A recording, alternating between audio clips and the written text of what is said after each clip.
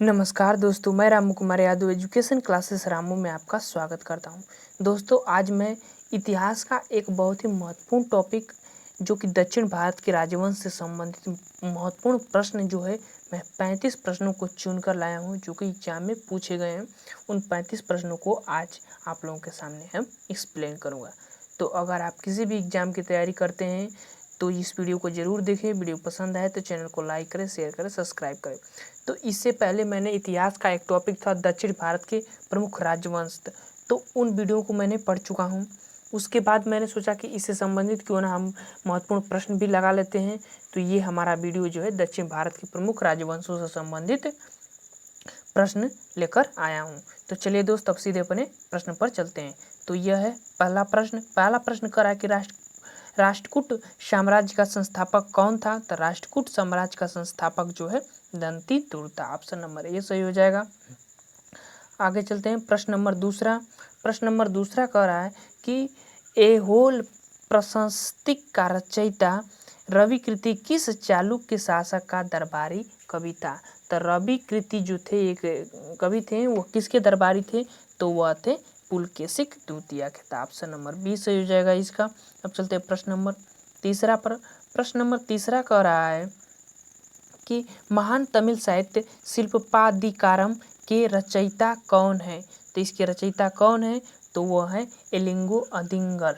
ठीक, तो option number C सही हो जाएगा इसका, प्रश्न नंबर तीसरा का। अब चलते हैं अगले प्रश्न पर, चौथे। अगला प्रश्न कह रहा है कि किस चालुक्य शासक ने थानेश्वर और कन्नौज के महान शासक हर्षवर्धन को नर्मदा के तट पर परास्त किया और उसे दक्षिण बढ़ने से रोक दिया था। तो किसने परास्त किया था। तो वह परास्त किया था पुलकेशिक द्वितीय ने। ऑप्शन नंबर बी सही हो जाएगा। अब चलते हैं आगे।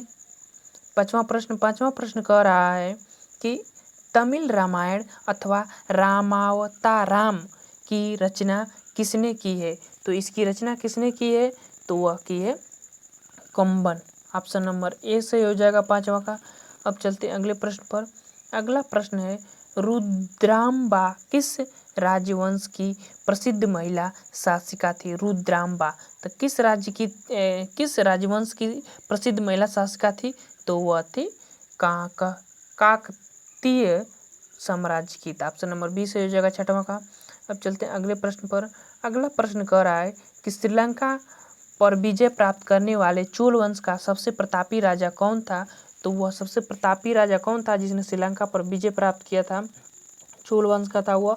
तो वह था राजेंद्र प्रसन्न। ऑप्शन नंबर बी सही हो जाएगा इसका, सातवां का। अब चलते हैं अगले प्रश्न पर।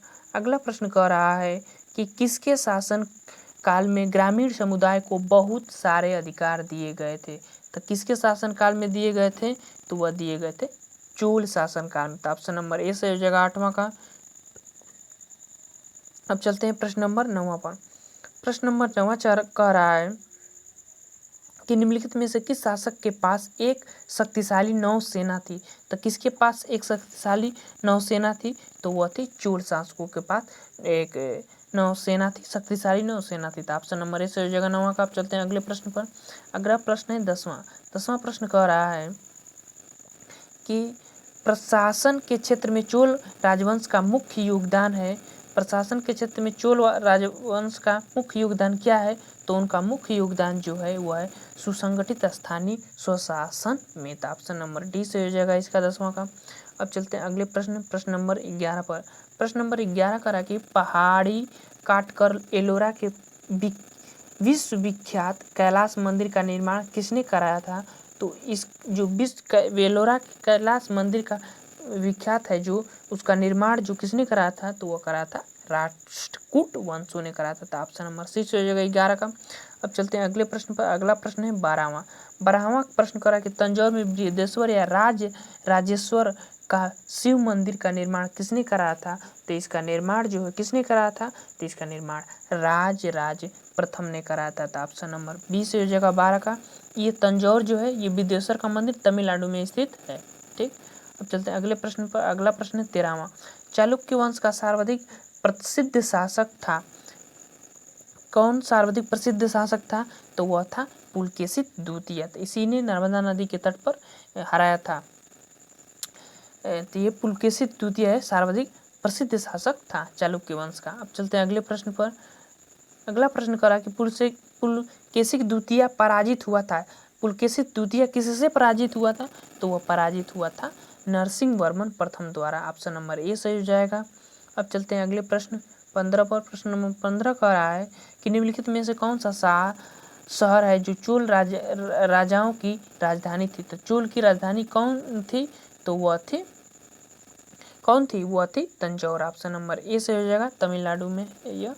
ठीक, ऑप्शन नंबर ए 15 का। अब चलते हैं अगले प्रश्न 16 पर।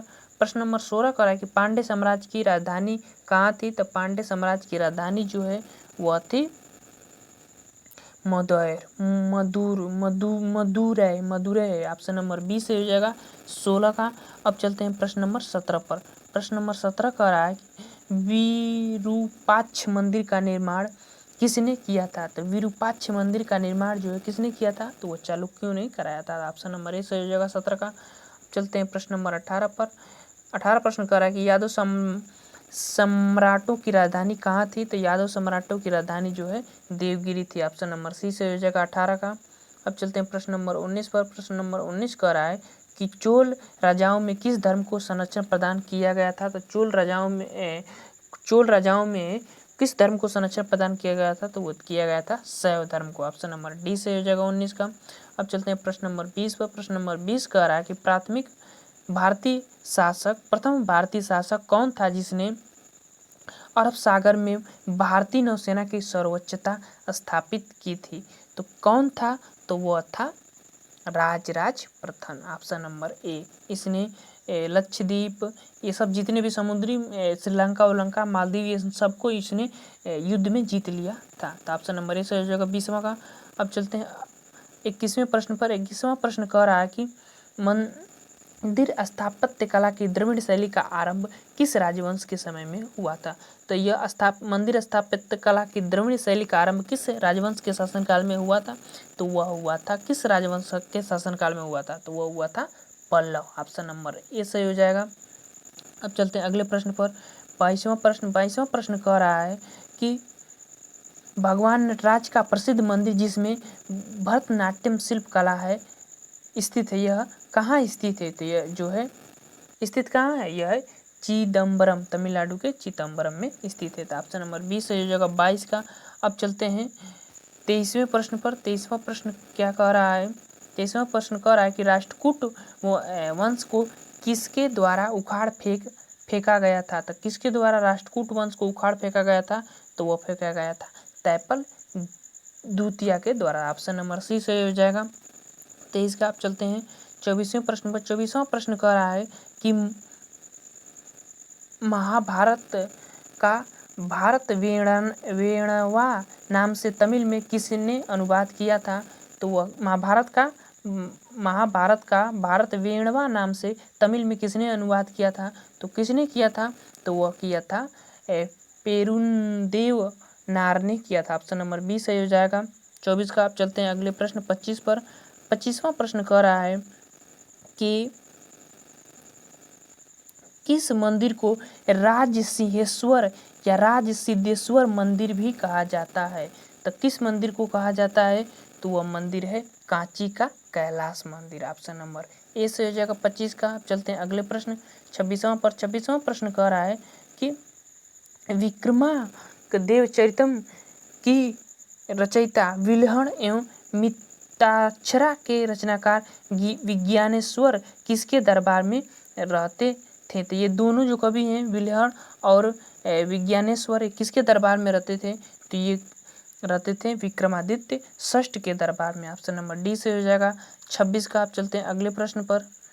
अगला प्रश्न कह रहा है 27वां प्रश्न कि दक्षिण भारत का तलकोलम का युद्ध किसके बीच हुआ था? तो यह किसके बीच हुआ था?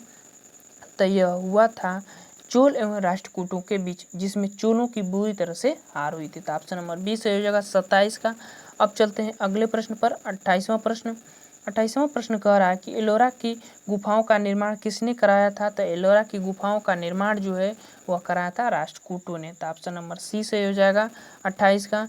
अब चलते हैं प्रश्न नंबर 29 पर। प्रश्न नंबर 29 कह रहा है कि एलोरा के गुफाओं व शैलकृत मंदिरों का संबंध किससे है? तो वह किससे संबंध है इसका? तो वह हिंदुओं, बौद्धों एवं जैनों से। तो ऑप्शन नंबर डी से हो जाएगा 29 का। अब चलते हैं प्रश्न नंबर 30। प्रश्न नंबर 30 कह रहा है कि किस राष्ट्रकूट शासक में रामेश्वर में विजय स्तंभ एवं देवालय की स्थापना की गई थी? तो किसके शासनकाल में की गई थी? तो वह किया गया था कृष्ण तृतीया के शासनकाल में। ऑप्शन नंबर सी से हो जाएगा 30वां का। अब चलते हैं प्रश्न नंबर 31। प्रश्न नंबर 31 कह रहा है कि एलोरा के कैलाश मंदिर का निर्माण किसने कराया था? तो एलोरा के कैलाश मंदिर का निर्माण कृष्ण प्रथम ने करा था। ऑप्शन नंबर ए सही हो जाएगा। अब चलते हैं प्रश्न नंबर 32 पर। प्रश्न नंबर 32 कह रहा है कि चोल काल में सोने के सिक्के कहा लाते थे? तो सोने के सिक्के क्या कहलाते थे चोल के शासनकाल में? तो वह कहलाते थे कुलंजू कहलाते थे। ऑप्शन नंबर ए सही हो जाएगा 32 का। अब चलते हैं प्रश्न नंबर 33 पर। प्रश्न नंबर 33 कह रहा है कि वह चोल शासक कौन था जिसने श्रीलंका को पूर्ण स्वतंत्रता दी और सिंहल राजकुमार के साथ अपनी पुत्री का विवाह कर दिया था? तो कौन था शासक श्रीलंका को पूर्ण स्वतंत्रता दिया था और अपनी पुत्री का विवाह भी किया था सिंहल के साथ? तो कौन था 33 का? तो 33 का सही हो जाएगा, वो हो जाएगा कुलोतुंग प्रथम। ऑप्शन नंबर ए सही हो जाएगा, कुलोतुंग प्रथम था। ठीक। अब चलते हैं अगले प्रश्न 34 पर। प्रश्न नंबर 34 कर रहा है कि किस चोल राजा ने गंगईकोंड की उपाधि धारण की थी? तो किस चोल राजा ने गंगईकोंड की उपाधि धारण की थी? तो वह उपाधि धारण किया था राजेंद्र प्रथम। ऑप्शन नंबर बी से हो जाएगा 34 का।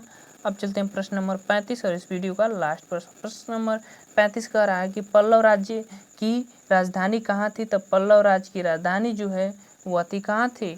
तो पल्लव राज्य की राजधानी कांचीपुरम थी। ऑप्शन नंबर सी से हो जाएगा 35 का।